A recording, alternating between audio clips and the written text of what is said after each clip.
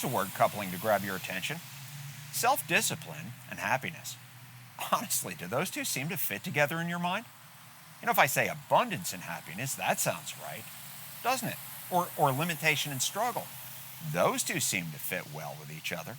But self-imposed limits and self-imposed demands, they seem a very improbable gateway to happiness. Or at least they won't seem a gateway until we examine it a little more closely. So what exactly is self-discipline? To understand that, we'll first need to look at the difference between internal and external boundaries, between internal versus externally imposed demands. Without resorting to drama or exaggeration, let's just state the problem honestly. The world you and I live in and work in will usually ask much less of us than we're truly capable of, yet at the same time it will invite us to partake of more than we really need. Do less than your best, consume more than is healthy. That would sum up the motto succinctly. After all, you deserve it. You've earned it. You might want to ask who says so before you buy into that way of thinking or living. Dad, you'll also want to help your children in building out the critical thinking skills necessary to evaluate those and similar messages they'll receive. Before moving on, why don't you take some time in your group to discuss the ways in which you see the messages of less and more in your everyday life. Don't be dramatic. Don't overstate the case. Just evaluate honestly what you have observed. We'll pick up the conversation when you get back. I guess we shouldn't rush by the idea of internal versus external. Your children must be helped to appreciate that in this world, the world that we live in, life will not provide the right personal boundaries for their personal best. External boundaries are imposed by outside forces. The boss says I have to. I need to get a 65 to pass. I can't spend more than the limit on my new credit card. I can't use hate speech in public. Well, you get the idea. But internal boundaries are very different. My internal boundaries might ask of me that I exceed the boss's expectations, get a 90% or better, spend no more than I need, regardless of how much I could charge on that new card, or speak understandingly and even mercifully about others. You might want to think of it like this. Maybe you've seen or even purchased one of those invisible fences for your dog. He could go out to the perimeter of that fence before getting a shock, and gradually he learned the external limits set for him as he was repeatedly jolted by overstepping those limits. And after a while, he learned to establish internal limits. They sit just inside the limits imposed on him. Sometimes your internal disciplines will call on you to exceed expectations. At other times, they'll call on you to restrict yourself to less than you could have or buy or do. As we've gotten into the habit of doing, let me encourage you to pause the video, take time to discuss internal versus external boundaries and why they really matter.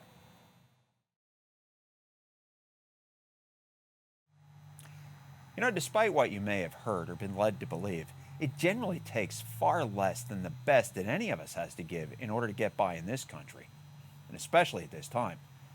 And this is the difference between internal and external demand. Getting by is an external demand. What does it take to earn a living? Self-discipline in any area is to expect far more from myself and demand more from myself than just enough. We don't do this because we're sadistic or self-loathing. We seek to do our best or limit our various appetites because in doing so we're able to reach goals and achieve purposes which are higher than ordinary. Self-discipline in the arena of pursuit says I'm capable of both more and better results, but only if I'm willing to work harder and in a more focused way than most will ask of me. No one demands one more set of leg presses or squats or sprints from the medal-winning hurdler who aspires to be a world-class athlete. Only she can impose that discipline on herself. In a similar way, no one demands of the B student that he read one more chapter or write 500 more words before calling it a night. Only he can ask that. And this is the essence of self-discipline in pursuit. Its opposite is the hurdler who will be cut from the team if she doesn't improve, or the failing student who will be asked to leave if his grades don't improve. In both of those second examples, there's an outside force imposing a demand. In both earlier examples, It's an internal demand which keeps both of these people pressing on and pushing harder when they've already attained good. This principle has thousands of everyday applications in which no amount of easy ordinary can compensate for moments extraordinarily difficult and excellent. Humans are capable of the amazing, but only if they're willing to forsake external discipline and in its place provide internal commitments to a higher personal standard. Each generation can point to its own icons which illustrate the point and guide the way.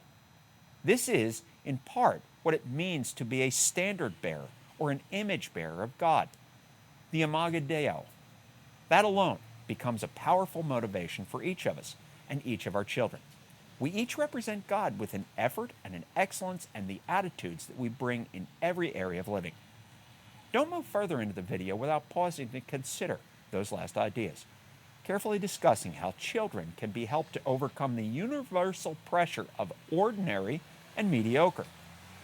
We'd probably call it the good enough syndrome. Self-imposed standards of accomplishment represent only half of the overall equation. The other is found in what a person will not permit in himself. Remember what we've already stated, this world will invite us to partake of more than we need or should have. We see its contradictory messages everywhere. Gyms are found a block up the street from an all-you-can-eat buffet. The mattress store? Right down the block from the high-octane coffee shop. Video game stores in the very same mall as that new book on time management. It seems that we just can't help ourselves. We've been invited to believe we can either have it all or have something without paying a price in some other area. Our waistlines and our drooping afternoon eyes tell another story. Here's how one popular proverb describes our condition. Whoever's slow to anger is better than the mighty, and he who rules his spirit than he who takes a city. Modern translation? It's better, but far more difficult, to be in control of your disciplined actions than to appear mighty while lacking internal self-restraint. Can we get by while coddling our every physical or emotional craving? Well, yes, probably. Will we ever be truly happy so long as we pursue ease and greater consumption? Some words from another proverb may answer that better than I can. There are 3 things that are never satisfied, 4 that never say enough: the grave, the barren womb, land which is never satisfied with water, and fire which never says enough. That last word picture, it's really tremendous. Can you picture a fire saying, nope, don't want that last piece of wood, take it off me? Fire takes everything it can get, uses everything it gets, and in the end has nothing left. That has to be one definition of true unhappiness. And this is the essence of a life lived without internal motivation and internal restraint. We become people living without anything worthy of saying yes to, which also forces us to say no to other things. And in the end, what might have become an amazing life is diluted into a collection of individually enjoyable but collectively meaningless actions or activities. There's one last quote which I want to share with you that might sum this up best. It says, "You can have anything you want, you just can't have everything." The secret to a life well lived is determining what you're willing to do without in order to obtain the things which are most important. We really can't be thorough in a discussion of discipline without also considering the spirit of gratitude and, of course, the spirit of discontent. Not wanting to reduce important material down to some trite cliche, I'm really reluctant to make this next point. Yet I think it's necessary. See, the same culture which seems bent on telling us to give less while expecting more, well, it's also guilty of conspiring to make us feel perpetually dissatisfied. We're shown the next, the newest, the fastest, the sleekest, the sexiest, the most opulent or luxurious. And then, well, we're reminded that we don't yet have that. And therefore, we must feel incomplete. Do you know where discontentment lives? It sets up house in the land between what we have and what we're led to believe we should want or need. It's like a demilitarized zone, only it's a discontented zone instead. I guess we've all been guilty of visiting that zone, but some folks live there. The larger the gap, that zone, the bigger the house which discontent builds for us to live in. And what a terrible place to settle down. Do you know where gratitude lives? Well, gratitude actually lives in the overlap between what I have and what I truly need. Gratitude builds its house in the land which is shared by what I have and that which is actually more than I need, but which God has granted to me. Gratitude sees the blessing and the plenty, and yet in the exact same circumstances in which dissatisfaction sees only want and lack. Please stop the video this one last time and take a few minutes to consider those two zones. The gap in which dissatisfaction lives and the overlap where gratitude resides.